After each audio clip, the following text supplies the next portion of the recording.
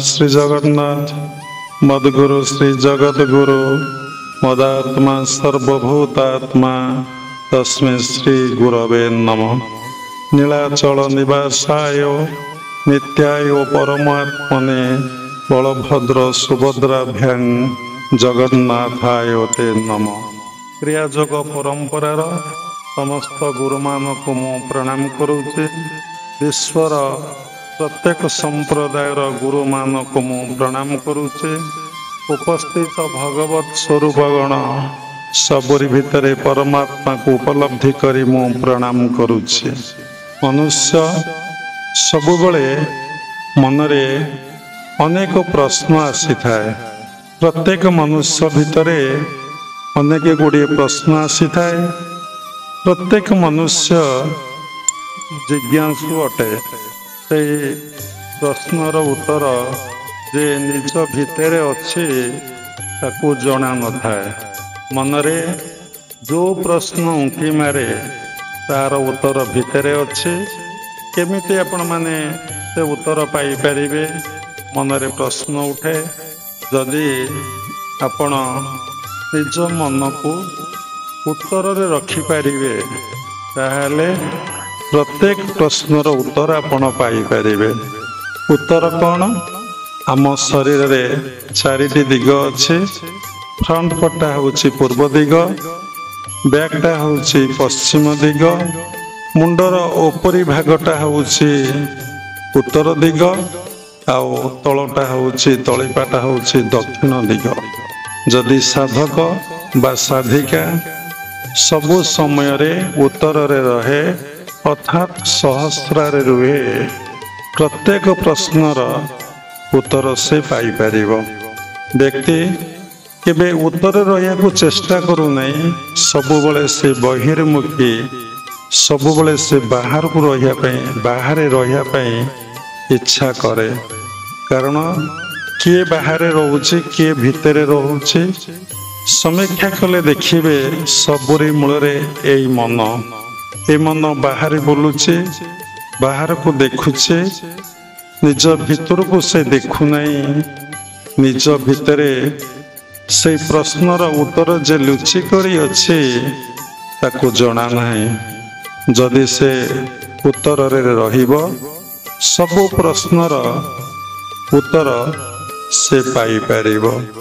जेमती भगवान निज भितरे अछंती, बाहरे सर्वत्र सब स्थान रे सबुठारे परिपूर्ण ही अछंती। साधक कौन करे? प्रथमे भगवान को बाहरे खोजे, बाहरे देखिया पई चेष्टा करे। किंतु बाहरे खोजी खोजी से भगवान को पाई पारे नहीं कि बाहरे देखी पारे नहीं। कारण से निज भितरे भगवान अछंती तार विश्वास हुए नहीं। गुरु आश्रित हैला परे, दीक्षा ग्रहण परे गुरु ताको कहंती तो भितरे भगवान अछंती बा परमात्मा परम ब्रह्म अछंती। तुम्हें देखिया पई चेष्टा कर।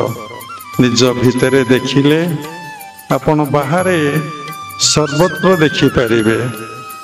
जे पर्यंत निज भितरे आपण आत्मसत्ता को उपलब्धि करि नांती, देखि नाहंती, बाहर केबे देखि पारिबे नहीं। पाखरे थवा वस्तु को जदि आमे देखि पारुने तेले बाहर थवा वस्तु को आमे केमिति देखि पारिबा? अच्युतानंद गोटे जगार लिखिचंती, तोरी देहरे देख दिशुअछि जक जक, हेतु न करिन मूढ़, दिने तो जीवु जम भुवन। तोरी देहरे देख दिशुअछि जक जक। आम भितर से अछंती, आमे तांको दर्शन करि पारुने, उपलब्धि करि पारुने। साधना कले निज भितरे आपण भगवान को दर्शन करिवे, भगवान को उपलब्धि करिवे एवं तांको सहित मिलन बा एककार हो जिवे। तेणु सबु क्षेत्र रे आमर साधना दरकार। आम भितर अज्ञानता रोचे, अहंकार रोचे, आम भितर ज्ञान आसुना। ଆତ୍ମଜ୍ଞାନ ଆସୁନାହିଁ। କାହିଁକି ଆମ ଭିତରେ ଆତ୍ମଜ୍ଞାନ ଆସୁନାହିଁ? ତା ମୂଳରେ ଗୋଟିଏ କାରଣ, ଆମେ ଆମର ମନ ଈଶ୍ୱରାଭିମୁଖୀ ହେଉନାହିଁ। ଈଶ୍ୱରଙ୍କ ପାଇଁ ଏ ମନ ବ୍ୟାକୁଳିତ ହେଉନାହିଁ। ଯେତେବେଳେ ମଣିଷର ମନ ଈଶ୍ୱରାଭିମୁଖୀ ହେବ, ଈଶ୍ୱରକୁ ଚିନ୍ତନ କରିବ, ଈଶ୍ୱରଙ୍କୁ ଉପଲବ୍ଧି ଆଉ ଦର୍ଶନ କରିବା ପାଇଁ ଚାହିଁବ, ତା ଭିତରେ ଆତ୍ମଜ୍ଞାନ ସ୍ୱତଃ ଆସିବ। ସ୍ୱତଃ ତା ଭିତରେ ସ୍ପଣ୍ଟାନିୟସ୍, ତା ଭିତରେ ଆତ୍ମଜ୍ଞାନ ଜାଗ୍ରତ ହେବ। ତେଣୁ ଈଶ୍ୱରଙ୍କ ପ୍ରତି ମନ ଯେତେ ଅଗ୍ରସର ହେବ, ତା ଭିତରେ ସେତେ ଆତ୍ମଜ୍ଞାନ ଉଦୟ ହେବ। ଆମ ଭିତରେ ଅଜ୍ଞାନତା ରହିଛି, ଯେମିତି ଅନ୍ଧକାର ରହିଛି। ଆଲୋକ ଆସିଲେ ଅନ୍ଧକାର କୁଆଡ଼େ ଚାଲିଯାଏ, ପୁଣି ଆଲୋକ ଚାଲିଗଲେ ପୁଣି ଅନ୍ଧକାର ମାଡ଼ି ଆସେ। ସେଇଭଳି ଅଜ୍ଞାନତା ଆମ ଭିତରେ ରହିଛି। ଜ୍ଞାନ ଆସିଲେ ଆମ ଭିତରେ ଅଜ୍ଞାନତା କୁଆଡ଼େ ଚାଲିଯିବ। ଆଉ ଅଜ୍ଞାନତା ଆମ ଭିତରେ ରହିବ ନାହିଁ। ଆଉ ମୁଁ ମୋର ଭାବ କେବେ ରହିବ ନାହିଁ। ସାଧନା କଲେ ବହୁତ ବାଧା ବିଘ୍ନ ପ୍ରତିବନ୍ଧକ ଆସେ। ଆପଣ ସେ ସବୁକୁ କେବେ ଭ୍ରୂକ୍ଷେପ କରିବେ ନାହିଁ। ଆପଣ ସାଧନା କରୁଛନ୍ତି ପ୍ରକୃତି କବଳରୁ ମୁକ୍ତି ଲାଭ ପାଇଁ। ଯାହାର ଜନ୍ମ ଜନ୍ମାନ୍ତର ସଂସ୍କାର ସଞ୍ଚିତ ଅଛି, ପ୍ରକୃତି ତାକୁ ସାଧନା କରିବାରେ ସାହାଯ୍ୟ ଏବଂ ସହଯୋଗ କରେ। ଯାହାର ସଂସ୍କାର ଏତେ ବଳବତ୍ତର ନାହିଁ, ପ୍ରକୃତି ତାକୁ ହୀନସ୍ତା କରେ, ଦୁଃଖ ଯନ୍ତ୍ରଣା କଷ୍ଟ ଦିଏ। କେତେବେଳେ ବାଟ ଛାଡ଼େ ନାହିଁ ସେଇ ପରମ ପୁରୁଷ ପାଖକୁ ଯିବା ପାଇଁ। ପ୍ରକୃତି ଭୋଗ ଦିଏ, ପ୍ରକୃତି ଅପବର୍ଗ ମଧ୍ୟ ଦିଏ। ପ୍ରକୃତି ସଂସାରରେ ପୁରାଏ, ପ୍ରକୃତି ସଂସାରରୁ ନିବୃତ୍ତି ମଧ୍ୟ କରେଇ ଦିଏ। କାହା ପାଇଁ ଅନୁକୂଳ ହୁଏ, କାହା ପାଇଁ ପ୍ରତିକୂଳ ହୁଏ। ଯଦି ଆମେ ନିଜକୁ ଭଗବାନଙ୍କ ନିକଟରେ ସମର୍ପଣ କରିଦେବା, ଆଉ ଭଗବାନଙ୍କ ଉପରେ ବିଶ୍ୱାସ ଆଉ ନିର୍ଭର ରଖିବା, ସବୁକିଛି ସେ ଆମର ବୋଲି ଭାବିବା, ତାହେଲେ ଭଗବାନ କୃପା କରିବେ, ପରମ ପିତା ଆଶୀର୍ବାଦ କରିବେ। ପ୍ରକୃତି ଆମକୁ ବାଟ ଛାଡ଼ିଦେବ। ସବୁରି ମୂଳରେ ହିଁ ପ୍ରକୃତି। ପ୍ରକୃତି କିଏ? ପୁରୁଷ ଠାରୁ ବା ପରମାତ୍ମା ପରମବ୍ରହ୍ମ ଠାରୁ ପ୍ରକୃତି ଜାତ ହେଇଛି। ଏବଂ ପରମାତ୍ମା ପରମବ୍ରହ୍ମ ସର୍ବଦା ସ୍ଥିର, ନିଶ୍ଚଳ, ନିତ୍ୟ, ସତ୍ୟ, ଶାଶ୍ୱତ। ପ୍ରକୃତି ତାଙ୍କଠାରୁ ଜାତ ହେଇ ଆମକୁ ସୁଖ ଦୁଃଖ, ଭଲ ମନ୍ଦ ସବୁକିଛି ଦେଉଛି। ସାଧନା କରେ ପ୍ରକୃତି, ସାଧନାରେ ସହଯୋଗ କରେ ପ୍ରକୃତି। ପ୍ରକୃତି ନିବୃତ୍ତି ହୋଇଲେ ଆପଣ ପରମାତ୍ମା ପରମବ୍ରହ୍ମକୁ ଦର୍ଶନ ଉପଲବ୍ଧି କରିପାରିବେ। ତେଣୁ ସାଧନା କରନ୍ତୁ, ନିଜ ଭିତରେ ଆତ୍ମସତ୍ତାକୁ ଉପଲବ୍ଧି ଅନୁଭବ କରନ୍ତୁ, ଆତ୍ମଜ୍ଞାନର ଅଧିକାରୀ ହୁଅନ୍ତୁ। ନିଜ ଭିତରେ ଯେଉଁ ଅଜ୍ଞାନ ରହିଛି, ମୁଁ ମୋର ଭାବ, ତା ଆପଣଙ୍କ ଭିତରୁ ଧୀରେ ଧୀରେ ଦୂରେଇ ଯିବ। ତେଣୁ ଯେକୌଣସି କାମ ଆପଣ କରିବେ, ଗୋଟେ ବିରୋଧୀ ଶକ୍ତି ଆପଣଙ୍କ ପାଖରେ ରହିବ। ଏ ପ୍ରକୃତି ବିରୋଧୀ ଶକ୍ତି ରୂପରେ ଆପଣଙ୍କ ପାଖରେ ଛିଡ଼ା ହେବ। ଯେକୌଣସି କାମ କରନ୍ତୁ ଏ ପୃଥିବୀ ପୃଷ୍ଠରେ, ନିଶ୍ଚୟ ଆପଣଙ୍କୁ କିଛି ଲୋକ ବିରୋଧ କରିବେ। ତାହା ହିଁ ସୃଷ୍ଟିର ନିୟମ। ସମସ୍ତେ ଯେ ଆପଣଙ୍କୁ ଭଲ କହିବେ, ସମସ୍ତେ ଯେ ଆପଣଙ୍କୁ ପୂଜା କରିବେ, ସମସ୍ତେ ଯେ ଆପଣଙ୍କୁ ଭକ୍ତି କରିବେ, ସମ୍ମାନ ଦେବେ, ତାହା କେବେ ହେବ ନାହିଁ। ତାହା ହିଁ ଈଶ୍ୱରଙ୍କର ଇଚ୍ଛା। ଈଶ୍ୱରଙ୍କର ଇଚ୍ଛା ବା ଈଶ୍ୱରଙ୍କର ଯେଉଁ ଲୀଳା, ତାକୁ ବୁଝିବା ବା ଜାଣିବା ଏତେ ସହଜ ନୁହେଁ। ଭାଗବତରେ ଲେଖା ଅଛି, ଲୀଳା ବିଦ୍ୟୁତ କଳେବର, ଦେବ ମାନବେ ଅଗୋଚର। ଭଗବାନଙ୍କ ଲୀଳାକୁ ବୁଝିବା ଏତେ ସହଜ ନୁହେଁ, ଯାହାକୁ ଦେବତାମାନେ ମଧ୍ୟ ବୁଝିପାରନ୍ତି ନାହିଁ। ତେଣୁ ବିରୋଧ କିଛି କରିବେ, ଆପଣ କେଉଁଥିରେ ବିଚଳିତ ହେବେ ନାହିଁ, କେଉଁଥିରେ ବ୍ୟସ୍ତ ହେବେ ନାହିଁ। ସେଇ ପରମାତ୍ମା ପରମବ୍ରହ୍ମଙ୍କ ପାଖରେ ବା ଭଗବାନ ପାଖରେ ନିଜକୁ ସମର୍ପଣ କରିଦେଇଥିବେ। ଆଉ ସବୁ ତୁମେ ସବୁ ତୁମେ ସବୁ ତୁମେ ସବୁ ତୁମେ ଆପଣ ଭାବୁଥିବେ। କିନ୍ତୁ ଗୋଟିଏ କଥା ଚିନ୍ତା କରିବାର ଅଛି, ସେ କଥାଟି ହେଉଛି ନିଜର ଲକ୍ଷ୍ୟ ସ୍ଥିର ହେଇଥିବ ଆଉ ନିଜର ଉଦ୍ଦେଶ୍ୟ କେତେବେଳେ ମନ୍ଦ ହେଇନଥିବ। ନିଜର ଉଦ୍ଦେଶ୍ୟ ସବୁବେଳେ ସତ୍ ହେବା ଦରକାର। ସଚିନ୍ତା କରୁଥିବେ, ସଚିନ୍ତା ଅର୍ଥ ସେ ଈଶ୍ୱରଙ୍କ ଚିନ୍ତା କରିବେ, ସତ୍ କାର୍ଯ୍ୟ ସେ ଈଶ୍ୱରଙ୍କ ପ୍ରୀତ୍ୟାର୍ଥେ କର୍ମ କରିବେ, ସତ୍ ଆଚରଣ ଆତ୍ମବୋଧରେ ଆପଣ ଆଚରଣ କରିବେ। ଯଦି ଉଦ୍ଦେଶ୍ୟ ସତ୍ ଥବ, ଚିନ୍ତା ସତ୍ ଥବ, ମନରେ କୌଣସି ଖରାପ ଉଦ୍ଦେଶ୍ୟ ନଥିବ ଲୁଚି କରିକି, ତାହେଲେ କୌଣସି ଶକ୍ତି ଆପଣଙ୍କର କିଛି କ୍ଷତି କରିପାରିବ ନାହିଁ। ଯଦି ଉଦ୍ଦେଶ୍ୟ ମନ୍ଦ ଥବ, ଚିନ୍ତାରେ କୌଣସି ପାପ ରହିଥିବ ବା ମହତ ଭାବନା ନଥିବ, ଲକ୍ଷ୍ୟ ମହାନ ନଥିବ, ସେଇଠି ଭଗବାନ ଆମକୁ ନିଶ୍ଚିନ୍ତ ଭାବରେ ଦଣ୍ଡ ଦେବେ, ପନିଶମେଣ୍ଟ ଦେବେ। ତେଣୁ ଉଦ୍ଦେଶ୍ୟ ଚିନ୍ତା ସବୁବେଳେ ମହତ ହେବା ଦରକାର, ମହାନ ହେବା ଦରକାର।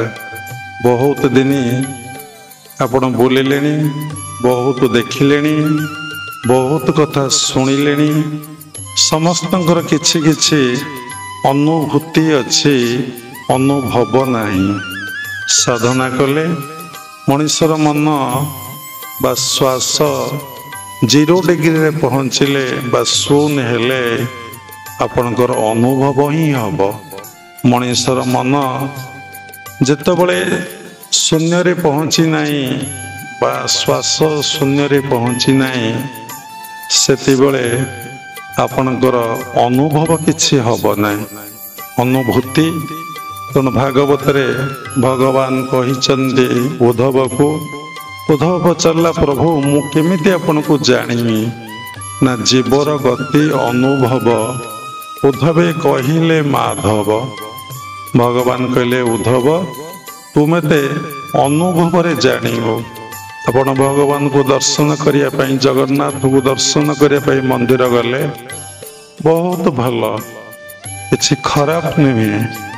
ଦର୍ଶନ କରି ପ୍ରଣାମ କଲେ, ଉଠିଲେ, ବସିଲେ, ଆସିଲେ, ତାପରେ ଆଉ କିଛି ଚିନ୍ତା ନାହିଁ, କୌଣସି ଅନୁଭବ ନାହିଁ। ଏମିତି ଯଦି ଅନେକ ବର୍ଷ ଆପଣ ଦର୍ଶନ କରନ୍ତି, ଯଦି ଆପଣଙ୍କର ଅନୁଭବ ହେଲା ନାହିଁ, ତାହେଲେ ଦର୍ଶନର ମୂଲ୍ୟ କିଛି ନାହିଁ କହିବାଟା ଭୁଲ। କିନ୍ତୁ ଏତେ କିଛି ରେଜଲ୍ଟ ଆପଣଙ୍କୁ ମିଳିଲା ନାହିଁ। କାହିଁକି ନା ଆପଣଙ୍କର ମନ ଅନ୍ତର୍ମୁଖୀ ହେଇନାହିଁ, ଆପଣଙ୍କର ମନ ବହିର୍ମୁଖୀ ହେଇଛି। ଆପଣ ସାଧନା କରୁନାହାନ୍ତି, ଆପଣ ଦର୍ଶନ କରିବା ପାଇଁ ଯାଉଛନ୍ତି, ବହୁତ ଭଲ। କେମିତି ସୁଦର୍ଶନ ହବ? ସୁଦର୍ଶନ ସୁଦର୍ଶନ ସୁଦର୍ଶନ କେମିତି ଆମର ଉପଲବ୍ଧି ହେବେ? ମୋ ପ୍ରଭୁ, ମୋ ଜଗନ୍ନାଥ, ମୋ କାଳିଆ ଠାକୁର, କାଳିଆ ସାଆନ୍ତେ ମୋ ଭିତରେ ଅଛନ୍ତି, ଆଉ ସବୁରି ଭିତରେ ଅଛନ୍ତି। ଯୋଉଠି ଦେଖୁଛି ସେଇଠି ମୋ ପ୍ରଭୁ ଅଛନ୍ତି। ଏ ଅନୁଭବ ଯଦି ହେଲା, ତାହେଲେ ଦର୍ଶନର ସାର୍ଥକତା ବା କିଛି ଲାଭ ଆପଣଙ୍କୁ ମିଳିଲା। ଦର୍ଶନ କରୁଛେ କିନ୍ତୁ ପ୍ରଭୁ ଆମକୁ ଦେଖୁଛନ୍ତି, ଆମେ କିନ୍ତୁ ପ୍ରଭୁକୁ ଦେଖିପାରୁନେ। ଯଦି ଆମେ ପ୍ରଭୁକୁ ଦେଖିପାରନ୍ତେ, ତାହେଲେ ଆମର ସ୍ୱଭାବ ଆଚରଣର ବହୁତ ବଡ଼ ପରିବର୍ତ୍ତନ ହୁଅନ୍ତା। ଦର୍ଶନ ମାତ୍ରେଣ, ଶାସ୍ତ୍ରରେ ଉଲ୍ଲେଖ ଅଛି, ଦର୍ଶନ ମାତ୍ରେଣ ଜୀବ ଶିବ ଭବେତ୍। ପରମାତ୍ମାକୁ ଦର୍ଶନ କଲେ ଜୀବ ଶିବ ହେଇଯାଏ। କିନ୍ତୁ ଆମେ ଦର୍ଶନ କରି ସେଇ ଜୀବବୋଧରେ ସବୁବେଳେ ରହୁଛେ। ତା ଅର୍ଥ ଏଥିରୁ ପ୍ରମାଣ ମିଳୁଛି ଆମେ ଯେଉଁ ଦର୍ଶନ କରୁଛେ ତା ଠିକ୍ ଦର୍ଶନ ନୁହେଁ। ଭାଗବତରେ ଉଲ୍ଲେଖ ଅଛି, ସକଳ ଦେଖୁ ତୁ ନୟନେ ତୋତେ ନ ଦେଖେ ସର୍ବଜନେ। सकल देखु तू नयने तोते न देखे सर्वजने। तू जगत को देखुचु किंतु जगत तोते देखि पारु नहीं। कहीं देखि पारु नहीं? जदि आपण भगवत गीता पढ़ी थे एकादश अध्याय रे विश्वरूप दर्शन रे तार प्रमाण अच्छी। कौन प्रमाण अच्छी ना अर्जुन भगवान पाखरे थिला, भगवान सहित वार्तालाप करुला, भगवान पाखरे बसी उपदेश शुणुला, किंतु भगवान से विश्वरूप को देखि नथिला। विश्वरूप विश्वर प्रत्येक रूप रे से तांको दर्शन करि पार नथिला। कहीं ना तार पाप चक्षु थिला। ए दुईटी आमर पाप चक्षु। ए पाप चक्षुरे भगवत दर्शन बा विश्वरूप दर्शन बा उपलब्धि हुए नहीं। भगवान ताको कौन कले? हे अर्जुन, तू ये पाप चक्षुरे मोर विश्वर रूप को दर्शन करि पारिबो नाही। तू मते एक मूर्ति भितरे एक आकार भितरे देखुचु। आकार भितरे देखिले तो भितरे मुझे सर्वव्यापी सबुठारे सबु स्थान रे परिपूर्ण ही रही। तोर बोध हब नाही, तोर बोध हेउ नाही। मु तते दिव्य चक्षु दउछि। से दिव्य चक्षु द्वारा तू मते भल भाव रे बुझी पारिबो, विश्वरूप मध्य दर्शन करि पारिबो। देखंतु अर्जुन को भगवान दिव्य चक्षु देले। से दिव्य चक्षु द्वारा अर्जुन विश्वरूप दर्शन कला, किंतु दर्शन करी भयरे विचलित हो पड़ा। हे प्रभु, तुमर रूप देखा को मोर आओ सामर्थ्य नहीं। आउ से रूप देखा को मु आउ देखि पारुने। प्रभु मते कृपा कर, आशीर्वाद कर। मते आउ स्वरूप मु देखि पारिबि नहीं। मो स्वरूप केमती निवृत्त ही जीवी। प्रभु भगवान कृपा कले। पुणी अर्जुनर पूर्व अवस्था फेरी आसला। कारण सहस्र ज्योति एकत्र हेले से ज्योति ठारो आहुरी अधिक उज्जवल तर सहस्र ज्योति मध्य समान हेबे नहीं। जोठी अर्जुन देखिला सेठी प्रभु को देखि पारिला। सबु रूप ही प्रभुंकर, सबु नाम ही प्रभुंकर, सबु किछि प्रभु हेइचंती। गॉड इज एवरीथिंग से रियलाइज कला। तेणु बाहर रूप देखिले यदि साधना न करिवे, आपणकर तृतीय नयन फाड़ाई जदि न खोलिब, विश्वरे प्रत्येक रूपरे प्रत्येक वस्तु भितरे से भगवान को दर्शन अनुभव करि पारिबे नाही। तेणु सबुरी मूल होउछि साधना। खाली साधना कले हब नहीं, वैराग्यर सहित साधना कले जाई हब। गुरु पाखरे दृढ़ विश्वास, निर्भर, समर्पण, भक्ति भाव नहीं आमको साधना करने को पड़ो। केते दिन बाहर एमती देखिए। देखंतु आपण माने मंदिर जाउचंती, जीवे समीक्षा करंतु। भगवान को दर्शन कले मन परिपूर्ण हैला तो, मन परितृप्त हैला तो, मन रे शांत अवस्था स्थिर अवस्था आसिला तो, तांको देखिला परे जो आनंद मिलिला से आनंद निज भितर अच्छी तो कन्स्टांट। जेतिक समय दर्शन कर चिंता भितरे अनेक चिंता। से प्रणाम की समय रे टिके शून्य अवस्था सृष्टि हैला। जेतबले जगन्नाथ को आपण दर्शन कले, प्रणाम कले, परमात्मा परम ब्रह्म को गुरुदेव को साष्टांग प्रणाम करा जाए। आउ काहारी की नुहे। जेतबले आपण प्रणाम कले, आपणकर आखि बंद हो गला, दृष्टि आज्ञा चक्र को गला, आपणकर श्वास प्रश्वास मध्य बंद हो गला। देखंतु आपण ध्यानस्थ हो गले। श्वास बंद, दृष्टि बंद, मन आज्ञा चक्र को चलीगला। ଆପଣ ପାଇଲେ ଶାନ୍ତି ଆଉ ଆନନ୍ଦ। ଯଦି ପ୍ରଭୁଙ୍କୁ ଦର୍ଶନ କରି ପ୍ରଣାମ ନ କରି ଆପଣଙ୍କୁ ଫେରି ଆସିବେ, ଆପଣଙ୍କୁ କେମିତି ଲାଗିବ, ଭାବିବେ ମୋର ଦର୍ଶନ ଠିକ ହେଇନାହିଁ। ତାହେଲେ ଏଥିରୁ ବୁଝିଲେ ପ୍ରଣାମଟା ଯେଉଁ ସାଷ୍ଟାଙ୍ଗ ପ୍ରଣାମ କଲେ, ସାଷ୍ଟାଙ୍ଗ 8ଟା ଅଙ୍ଗ ଆପଣଙ୍କର ଲାଗିଲା, ଅର୍ଥାତ୍ ନିଜକୁ ଭଗବାନ ପାଖରେ ସମର୍ପଣ କରିଦେଲେ। ତେଣୁ ସମର୍ପଣରେ ଆଉ ଧ୍ୟାନରେ କେତେ ଯେ ଆନନ୍ଦ ମିଳେ, ଦର୍ଶନ ଠାରୁ ଆଉ ସମର୍ପଣ ଆଉ ଧ୍ୟାନରେ ଅଶେଷ ଆନନ୍ଦ ମିଳେ। ଆପଣମାନେ କ୍ରିୟା କରୁଛନ୍ତି ବା ସାଧନା କରୁଛନ୍ତି, କିନ୍ତୁ ସମର୍ପଣ ଭାବ ନାହିଁ କି ଧ୍ୟାନ କରୁନାହାନ୍ତି। ଧ୍ୟାନ ତ କେହି କରନ୍ତି ନାହିଁ, ଧ୍ୟାନ ସ୍ୱତଃ ହୁଏ କ୍ରିୟା କରୁ କରୁ। କ୍ରିୟାର ପରାବସ୍ଥାରେ ପହଞ୍ଚିଲେ, କ୍ରିୟାର ପରାବସ୍ଥାରେ ପହଞ୍ଚିଲେ ଆମର ଧ୍ୟାନ ହୁଏ। ତେଣୁ ଧ୍ୟାନ ହେଲେ ଶାନ୍ତି ଏବଂ ଆନନ୍ଦ ମିଳେ।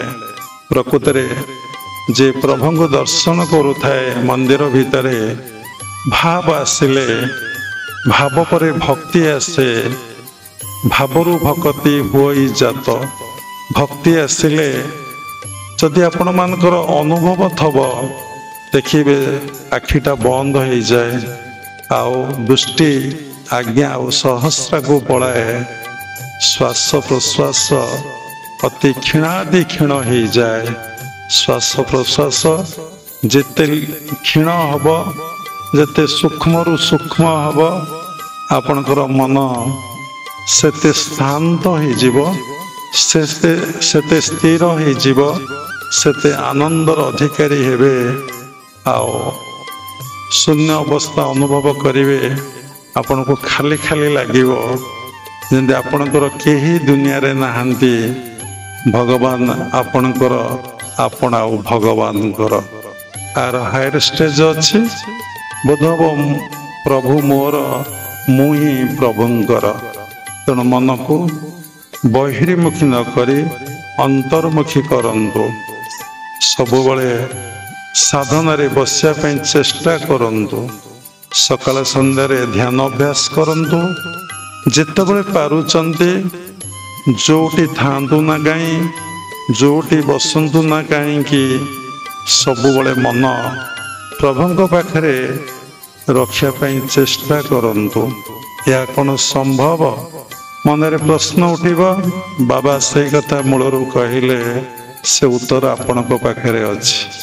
ସାଧନା କଲେ ଆପଣମାନେ ସେ ଉତ୍ତର ଜାଣିପାରିବେ। ଯଦି ଉତ୍ତରରେ ରହିବେ, ନିଶ୍ଚିନ୍ତ ଭାବରେ ଆପଣଙ୍କୁ ସେ ଉତ୍ତରଟା ମିଳିଯିବ। ଆଜି ଆଶ୍ରମ ପ୍ରତିଷ୍ଠା ଦିବସ। এই ଦିବସ ଅବସରରେ ଆମେ ସମସ୍ତେ ଧ୍ୟାନ କରିବା। ଏବେ ସମସ୍ତେ ଧ୍ୟାନରେ ବସନ୍ତୁ।